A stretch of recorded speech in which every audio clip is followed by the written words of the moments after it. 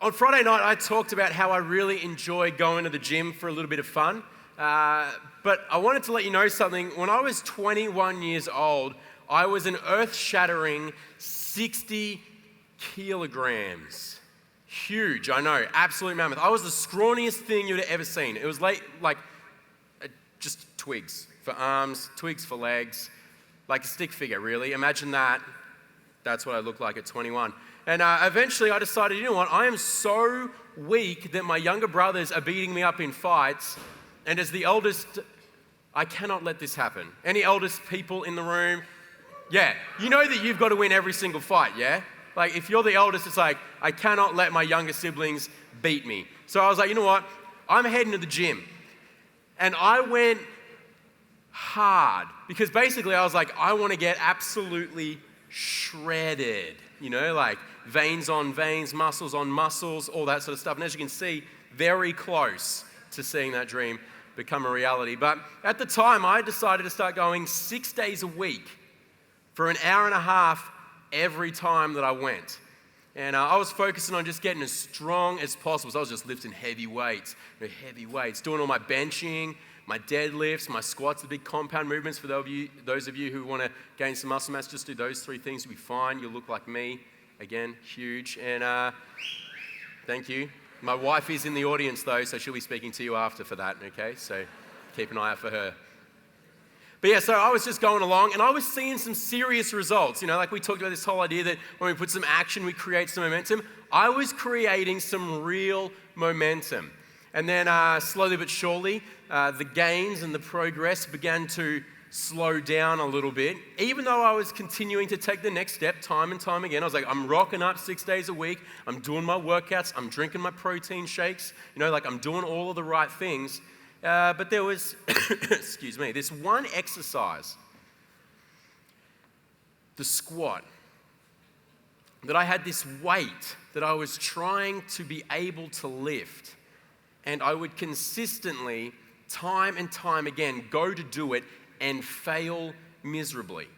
Now, there's nothing quite as scary as getting stuck with a substantial amount of weight on your shoulders, which is why at gyms they have safety bars for you to use. So the first few times I attempted it, I had the safety bars up, and you know, if I failed, I'd just like drop it and it'd like land on the bars, and I'd look like a failure, but not that bad.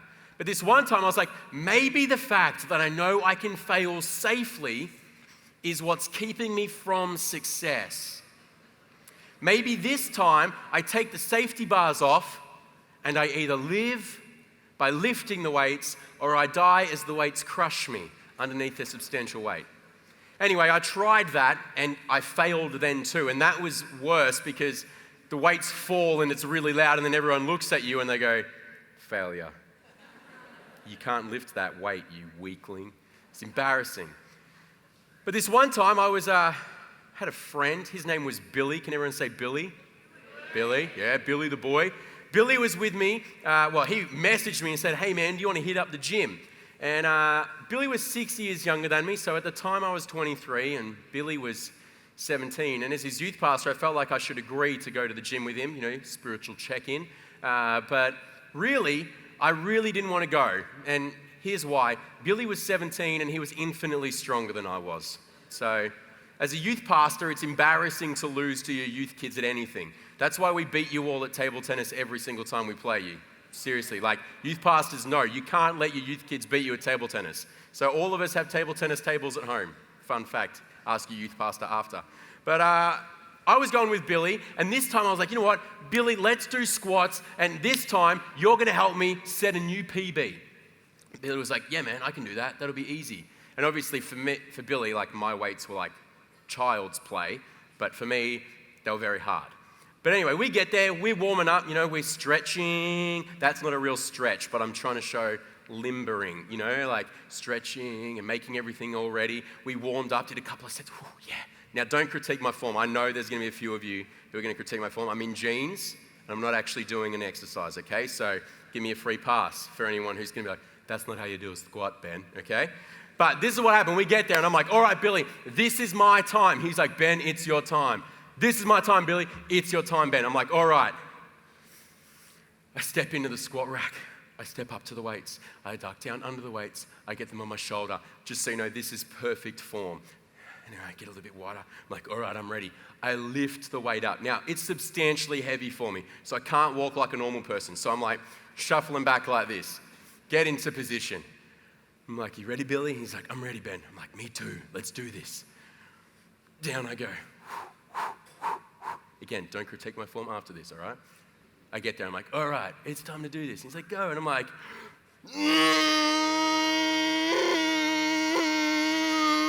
like literally, imagine my face getting redder, because at this point, it's my youth kid watching me fail, okay?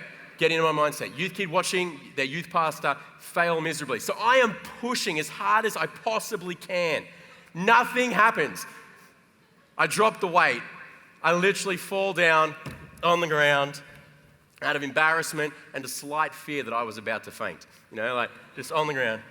And I'm laying there and I look at Billy and I go, Billy, I can't do it. This weight's got me. I just can't. Now Billy stands in perfect personal trainer stance. When you fail, they stand like this. He's like, you can do it, Ben. I believe in you. It's like nothing more humiliating than your youth person telling you you can succeed at something you've just failed at in front of them. So Billy, I can't do it. Did you see? I couldn't even get close. I didn't move. I just stayed the same. He's like, you can if you believe. And I was like, oh, Billy, stop it. This is the worst. I was like, no, seriously, Billy, my head felt like it was about to explode. Like, have you ever had that feeling like you're pushing so much effort in? All this blood was in my head. I thought my head was literally going to fly off the top of my shoulders. I said that to him. I said, dude, I felt like my head was going to explode. He said, again, he's always in this position. I didn't see a face of failure. I saw the face of success. I was like, that doesn't even make any sense, Billy. It looked like I was about to die. And he's like, no, success. I was like, Billy, I think I look like a 3-year-old that was constipated. You know, like I didn't look like anything close to success. There was a mirror. I could see what I looked like. But Billy was trying to help out a friend who was feeling a little bit defeated. That any sense of momentum that was happening in my gym/squat life, dead. And Billy was trying to help. And I imagine that there's plenty of people in this room tonight who you could think of some people in your life who are really struggling, who you might almost say are stuck, who feel like they have no momentum in their life at all. You know, whether for some of them it's something around an addiction that they're carrying. You know, they are struggling with pornography or alcohol or smoking or just an addiction to their phones. And you go, man, this person's struggling. They've even said that, I'm struggling with this and I can't seem to break it. Maybe there's a friend of yours who you know has been trying so hard at school. School's always been difficult for them and they've been really trying this year and nothing seems to be improving. And they're starting to say things like, man, I must just be an idiot. I'm just so dumb. Nothing's ever going to change. They feel and look stuck. Maybe for some of you, you've got some friends who are really struggling with some of their mental health. You know, maybe they're riddled with anxiety, struggling with depression, and they're also saying things like, maybe this is just who I am. Maybe I'm always going to be anxious. Maybe I'm always going to struggle with depression. Maybe that's just my lot in life. Maybe for some of you in the room, you actually know a youth pastor who is struggling in their youth ministry. They feel like they're trying things. They're feeling like, you know what, I'm trying to grow this thing. I've done everything. I've prayed, I've fasted, I've read the Bible every single day. I've done social media, I've done big events, and nothing seems to be happening. Maybe it's me. Maybe I'm just a terrible leader. Maybe I should quit. They might feel stuck. Now, I'm not going to pretend like for most of us in this room that this is just our friends who are dealing with this stuff. I know that for plenty of you, you're probably sitting here tonight going, actually, Ben, it's not one of my friends, it's me. I'm stuck. There's something in my life that I just feel like maybe this is my lot in life. Maybe this is just who I am and how it's always going to be for me. What we need to ask ourselves is, how do we bring momentum into a situation like that? Into the lives of our friends or even experience it in our own lives? And we see in the Bible, there's this passage in Hebrews chapter 10, verses 23 to 25. It says this, it says, "Hold unswervingly to the hope with which you profess, because he who promised is faithful. Consider how you might be able to spur each other on to love and good deeds. And don't give up meeting together as some are in the habit of doing. Instead, encourage one another."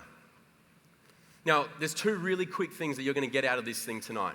But the first thing I need to say is that for those of you who are here tonight who feel like you are stuck, who feel like there is a dream and a vision that you had for your life that you don't see coming, there's a freedom that you wanted to experience that seems so far away, hold on. Paul says that. He says, hold on. Hold unswervingly to the hope with which you profess. Now, he's talking about Jesus, but the principle applies. Hold on to that which you long for. Hold on to it. Because I'm telling you up here that if God has called you to it, he will be faithful if you will hold on.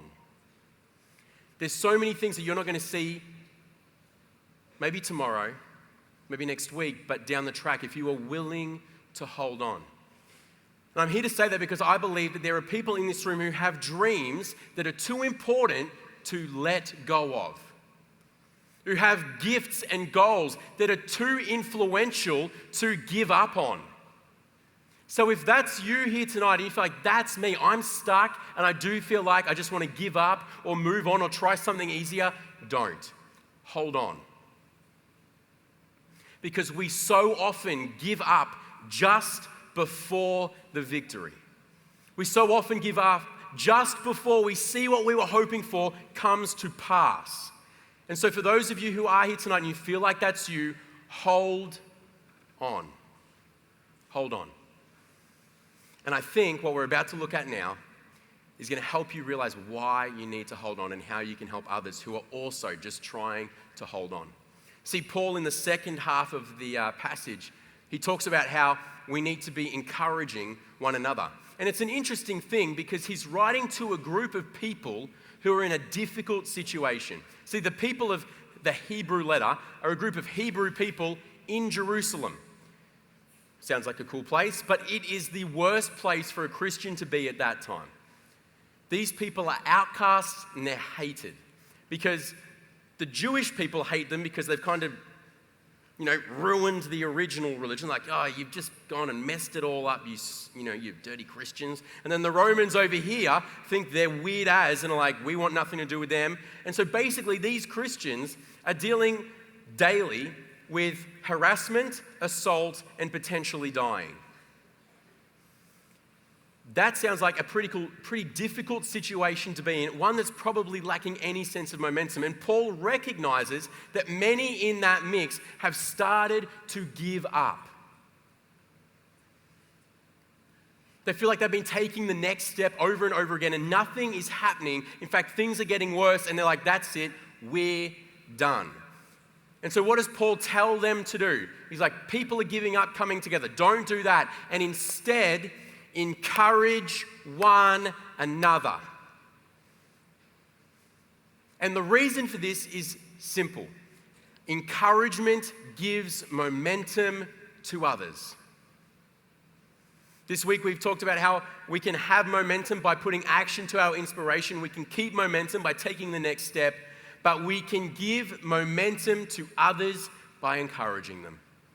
Encouragement will give momentum to others, to those around us. It will give momentum to them. Now see, Billy gave me some encouragement after I failed. And after a little bit of coaxing, he said, mate, have a rest. We'll come back and do it one more time. And this time, you're going to succeed. We need the whole, if you believe, you will succeed thing. Billy, personal trainer Billy coming out. But Billy was like, you will succeed. So I took a couple of minutes off. I thought about it. And I was like, yep, I'm going to give it one more crack. So Billy did his set. He put some more weights on and then did like 10 to 20 reps or something ridiculous. Then we took some weights off for me so that I would be able to stand underneath them. And I walked into the squat rack. Now, I'm hoping when I get to the end of the story, you guys are going to know what to do. But I get into the squat rack. I get the weights on my shoulder. I stand up, take them out. I shuffle back. As I start to go down, Billy starts yelling at me, positively. You can do this, Ben. Come on, Ben. You've got this, man. Lightweight for you, Ben. You're so strong. And I get to the bottom, he's like, let's go. I'm like, all right. And he's screaming at me, and I'm like shaking like no one's business. My head's going, I almost fell over just then, and there's no weight on me. And I get up to the top of my squat.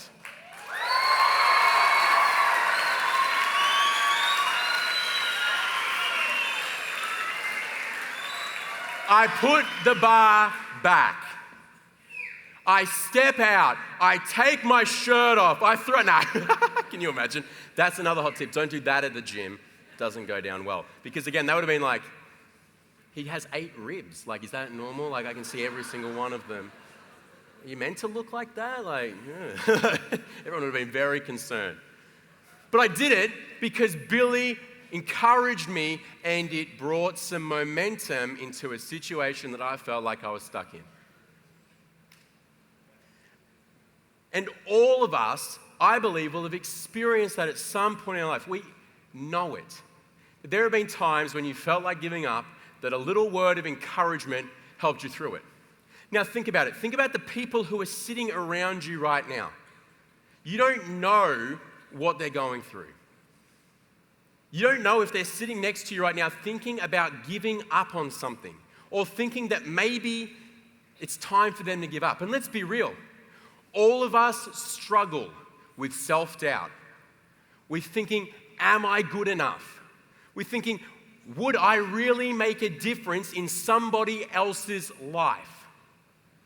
And when we encourage someone, we help them get over those things so that they can step into what God has for them. So they can step into who they were made to be. And all of us should be encouraging people all the time, because we're all encouraged people. Now, I know what some of you are thinking. You're like, no, Ben, I'm not an encouraged person. You don't know what I go through all the time. You don't know all the things people say about me. You know, teachers saying I'm dumb, my parents not believing in me, my friends thinking I'm a total loser. You know, people never encourage me. They constantly criticize me.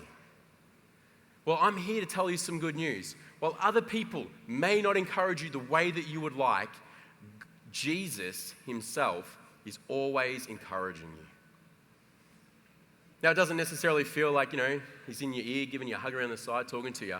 But Jesus, 2,000 years ago on the cross, died and rose again so that he could be with you, so that he could have a relationship with you, so that he could be constantly, consistently encouraging you every single day of your life. Jesus is in your corner. Jesus is for you. Jesus is encouraging you when you feel stuck. Yeah, you're allowed to clap about that. So you're allowed to clap and cheer about anything that goes on from here, all right? But Jesus has done all of that for you. Yeah, it doesn't matter what you've done. It doesn't matter what you think about yourself. Jesus did that for you 2,000 years ago, before you were born, before you knew you needed him, before you knew the circumstances you were facing. He did it so that you would have someone in your corner encouraging you. Yeah, hallelujah. Because he has done everything he can.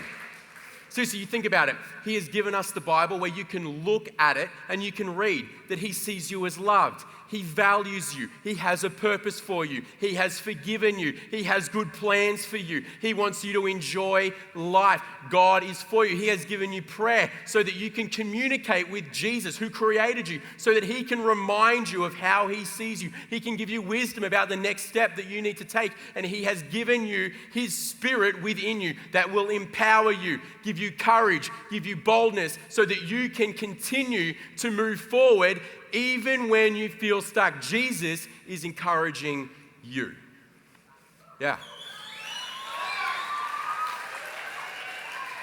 So you are an encouraged person. And therefore you can encourage others. And when you do that, you will bring momentum into their lives. You will help them move from a stuck situation. And the great thing I love about encouragement is anyone can do it. It is so simple to encourage another person. Encouragement can be a friend of yours who comes out of an exam and says, man, I feel like I bombed that and it sucks because I've been studying so hard at this subject because I wanted to get good results. And you are able to just go up to them and say, hey, you might not get the result you want off this exam, but you've been putting in the hard work and talking to you about this subject. You know what you want to do. You know how to do it. That's something you can do. You could have someone who is totally struggling and feeling like life isn't really worth living. Do I really want to do this? And you can remind them, hey, Jesus came so that you could have life and life to the full. And then you can encourage them to go and get some help. You can remind them of what God says about their situation. And you can say, hey, maybe you need to go and get counseling. Maybe you need to go and get some professional help. We don't often see that as encouragement, but it is. See, encouragement is so small and so simple. You could just decide to get a letter. Actually, let's be real, it's the 21st century. You could get your phone out, write a text message, just to someone and say, hey, I really appreciate what you've done for me and the influence you've had in my life. Send. It could be as simple as just seeing a friend who seems to be doing it tough and just reminding them of how important they are to you. All of these things are so simple to do. And there's this great quote that I'd love to just read to you guys about how simple it is to just encourage someone. It says this, it says, too often we underestimate the power of a touch, a smile, a kind word, a listening ear, an honest compliment, or the smallest act of caring, all of which have the potential to bring momentum to a life. Let me read that one more time. Too often we underestimate the power of a touch, a smile, a kind word, a listening ear, an honest compliment, or the smallest act of caring, all of which have the potential to bring momentum to a life. How easy is it to smile? How easy is it to just give someone a hug? How easy is it to just offer a kind word? Every single person in this room can go and encourage someone and bring momentum into their life. It's that simple. And when we do, when we leave this place and decide that's what we are going to do, I believe we're going to see all of us maybe believe a little bit more in ourselves. Maybe believe that there is more within us than we ever thought was possible. That maybe we'll live in a world where we're not tearing each other down, but we are building each other up. That maybe, just maybe, our churches, our youth ministries, our community groups can be places where people come and are encouraged, supported, cared for, and they leave a little bit better for being there. All of this can happen if we are willing to be people who will go and encourage others. All of you can do it. It's that simple. And what I want to do this weekend as we finish up is I want to encourage every single one of you to live this way. I talked about it on Friday night about how I went on the journey of going from, I don't want to be known as Ben the Grump, I want to be known as Ben the Encourager. And I want to ask you the question, how do you want to be known? Do you want to be known as someone who tears other people down or who builds other people up? As someone who stops people's dreams or encourages people's dreams? Do you want to be someone who limits the potential of the other person or who speaks life and potential into that person who didn't believe it about themselves? Because we have that choice, we have that option, we have that ability. And so this weekend, we've looked at how we can create momentum by putting some action on our inspiration, how we can keep momentum by taking the next step. But the question is, are we going to leave this weekend willing to be people who will bring momentum into the lives of others? Will we do that? Will we be those people? Because I think we should. I think we want to, because we would want that for ourselves, and so we should give that to others. And what I want to do as we finish up is I want to give you the opportunity in a moment to just stand and say, you know what, that's how I want to leave this place. Then when I walk out those doors, that I am going to be an encourager, that I'm going to be known as Brad, the smiling guy, that I'm going to be known as Sarah, the listening ear, that I'm going to be known as Jeff, the kind word. I'm going to be known as Linda, the person who always sees potential in others. That I'm going to be Sam, the one who always sees those who are left out. That is the type of people we're going to be, because we're going to go and bring encouragement into the lives of others. And so if that's the legacy that you want to live, and if that's how you are going to leave this place in a moment, I just want you to stand. And you're going to stand basically say, that's how I want to live. And we're going to pray for you guys. It's going to be awesome, because it's so good to be able to just pray for each other and support each other in these decisions and these directions that we want to go in our life. So if that's you, if this weekend you want to leave going, I want to bring life, I want to bring momentum into the lives of others, I would love for you to just stand where you are right now. Go for it. Just stand where you are. If that's you. Yeah, that's good. Give these guys a round of applause. Give them a round of applause. Give each other a round of applause. Come on, get around it. Yeah. Now look.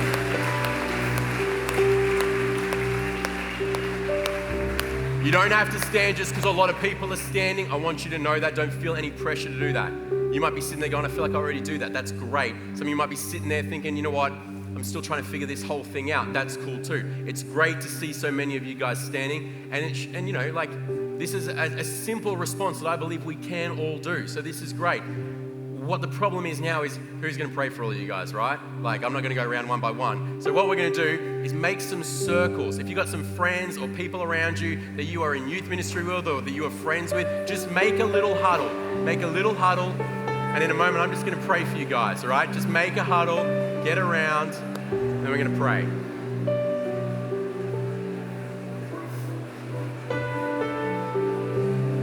Love it. Make sure no one's off by themselves. Make sure people got people praying for them. All right. Let me pray for you guys. Heavenly Father, we want to thank you for the fact that you sent your son Jesus to die for us so that we could know that you are always for us. And God, I pray for each person here who has made this decision to stand tonight and say, hey, that's how I want to live my life. That's how I want to leave this place. That I know how to have momentum in my life. I know how to keep momentum in my life, but I am going to bring momentum into the lives of others. And Lord, I pray that you would give them courage. Lord, I pray that you would give them boldness. Lord, I pray that when they have those moments where they feel nervous about going and encouraging someone, you would remind them of the intense and honorable privilege it is to go and encourage and bring momentum into the lives of others. And Lord, I pray right now that this weekend would be the beginning of something profound in youth ministries, in schools, in communities, because these people are going to go and bring momentum wherever they are. And Lord, I just pray all of this in your mighty and powerful name. Amen. Amen. Hey, can I just say, yeah, give each other a round of applause one more time.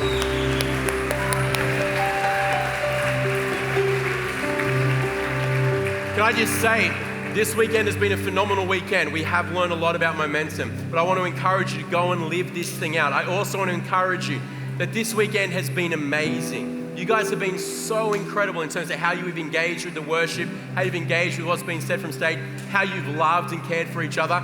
But you guys need to stand one more time because we've got 2 more songs to sing to finish this weekend off well. So let's get down here, let's get going, let's finish well.